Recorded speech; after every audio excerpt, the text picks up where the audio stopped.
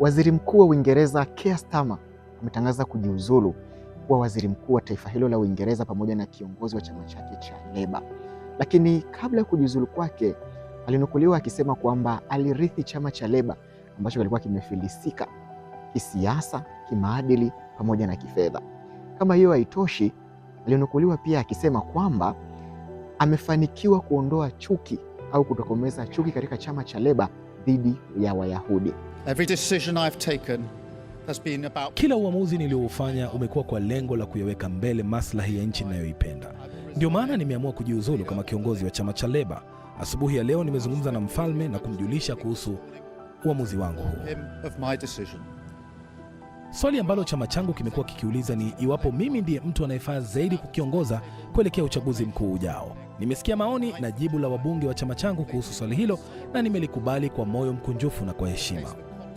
Pia nitampa mrithi wangu ushirikiano na nitamuunga mkono kikamilifu bila kusita, nikijua kwamba atairithi Uingereza iliyo imara zaidi na yenye usawa zaidi kuliko ile niliyoikuta miaka miwili iliyopita, iliyojiandaa vyema zaidi kukabiliana na changamoto zilizo mbele yake na yenye uwezo mkubwa zaidi wa kuhakikisha chama cha Labour kinapata muhula wa pili madarakani.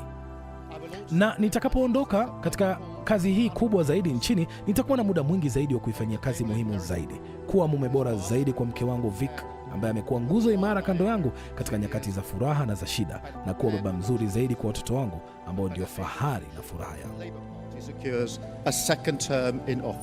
Sasa Keir Starmer anakuwa waziri mkuu wa 6 kuliongoza taifa hilo ndani ya mwongo mmoja uliopita, ambapo David Cameron yeye aliongoza taifa hilo kama waziri mkuu kuanzia mwaka 2010 hadi 2016 kabla ya kupokelewa na Theresa May kuanzia mwaka 2016 hadi 2019. Kisha akafuatia Boris Johnson kuanzia mwaka 2019 hadi 2022. Kisha akafuata Liz Truss ambaye aliongoza taifa hilo kwa takriban siku 44 tu, ambapo pia naye alijiuzulu mwaka huo huo wa 2022.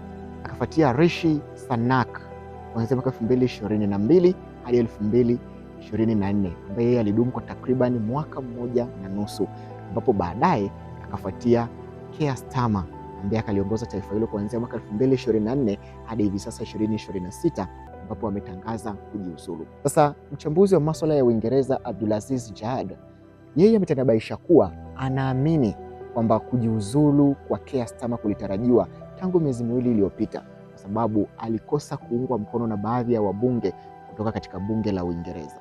Hatua za leo za kujiuzulu kwa Keir Starmer ni mambo ambayo alikuwa akitegemewa katika kipindi cha mwezi mmoja, miwili, mitatu ambayo ilikuwa ikielekea katika hatua hii, kwa sababu alikuwa akianza kukosa kura za imani, kukosa imani ndani ya bunge.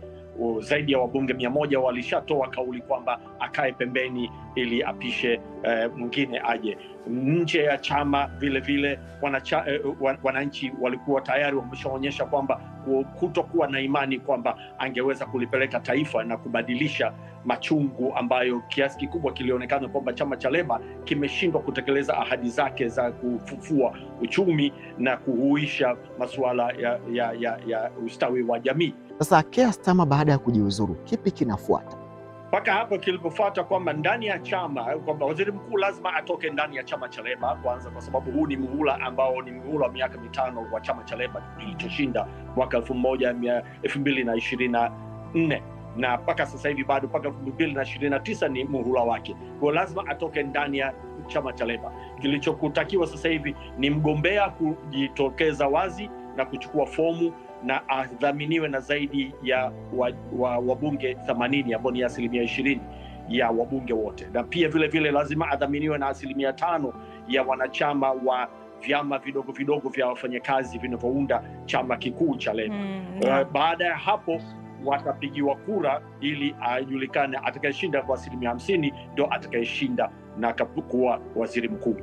Jadi anaamini kuwa kuwepo kwa msururu wa kujiuzulu kwa baadhi ya mawaziri wakuu nchini Uingereza ni swala la kidemokrasia. Kwa upande mmoja hii ni demokrasia. Wanachama wanaonyesha wazi kwamba wanapokuwa hawajaridhika na viongozi wao inabidi wabadilishe kwa nwela, ingawa inawagharimu. Lakini kwa upande mwingine tayari kiongozi akiwa ameonekana ni mzigo, hana karisma, hana haiba, hana uwezo wa kutekeleza zile ahadi za manifesto, inabidi aondoke, kwa sababu akikaa mpaka mwisho katika uchaguzi mkuu anaweza kuwagharimu na kupoteza ushindi, na baadaye wakakosa ushindi kwa chama kizima na wakapotea. Kwa hiyo inabidi lazima wabadilisha sasa hivi kabla muda haujapotea. Andy Burnham ambaye alikuwa mpinzani wa karibu kabisa wa Keir Starmer anatajwa kuwa mrithi. Burnham ataweza kutuliza hali ya mambo nchini Uingereza pamoja na chama chake cha Labour? Ukilinganisha na viongozi waliopita au kiongozi ambaye anapita Keir Starmer, kiasi kikubwa bwana Andy Burnham ana haiba na ana uwezo wa kuwafikia kimawasiliano wanachama na wananchi kwa ujumla. Tayari ameshaonyesha katika uchaguzi mdogo ambao ameingia katika bunge, ambao huko nyuma tu siku chache zilizopita vyama vinavyoongozwa na Nigel Farage cha Reforms UK kilishinda majimbo mengi, lakini Andy Burnham ameshinda kwa kishindo pale Manchester na kuweza kuwa mbunge. Kwa hiyo anaonyesha wazi kabisa ni kwamba ni kiongozi mahiri, ni kiongozi ambaye anaweza kulivusha chama cha Labour katika misukosuko hii. Kwa hiyo ni kiongozi ambaye anategemewa na tayari ana uzoefu mkubwa. Huko nyuma alikuwa ni waziri mwandamizi na meya wa jiji la Manchester. Mimi ni Dastan Maombi, tulikuwa tukiangazia hali ya mambo nchini Uingereza. Tukutane tena wakati mwingine. Kwaheri kwa sasa.